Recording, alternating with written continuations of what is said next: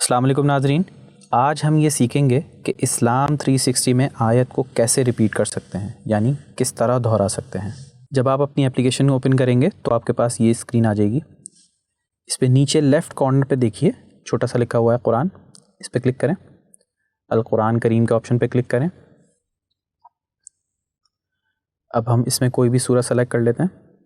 سورۃ ابراہیم میں نے سلیکٹ کر لیا۔ اب یہاں پہ آپ نیچے دیکھیں چھوٹا سا پلے کا آئیکن بنا ہوا ہے، ہم اس پہ کلک کریں گے۔ اب یہاں پہ ہمارے پاس ملٹیپل آپشنس آ گئے ہیں۔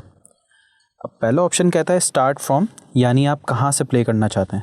میں کہتا ہوں جناب مجھے 10th آیت سے پلے کرنا ہے۔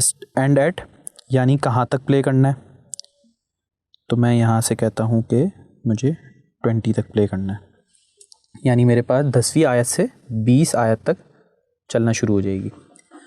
اب یہ یہاں پہ آپ دیکھیں گے رائٹ پہ ریپیٹ آل کا آپشن ہے اور ایک ریپیٹ ون کا آپشن ہے۔ ریپیٹ آل کا آپشن کیا کرے گا کہ ہم اس پہ کلک کریں گے تو یہ 10 سے لے کے 20 تک جتنی بھی آیت ہوں گی ان سب کو ریپیٹ کرے گا۔ اگر ہم چاہتے ہیں کہ ایک ایک آیت ریپیٹ ہو تو ہم اس کو ریپیٹ 1 ریپیٹ 2 اس طریقے سے جتنا آپ چاہیں بڑھا سکتے ہیں۔ پھر ہم اس کو یعنی پلے کر دیں گے، سیو کر دیں گے، یعنی یہ سیٹنگ سیو ہو گئی ہمارے پاس۔ تو ناظرین آپ نے دیکھا کہ ہم آیات کو کس طرح ریپیٹ کر سکتے ہیں، یعنی دہرا سکتے ہیں۔ امید ہے آپ کو یہ سوال اور اس کا جواب پسند آیا ہوگا۔ اپنی دعاؤں میں یاد رکھیے گا۔ السلام علیکم ورحمۃ اللہ تعالی وبرکاتہ۔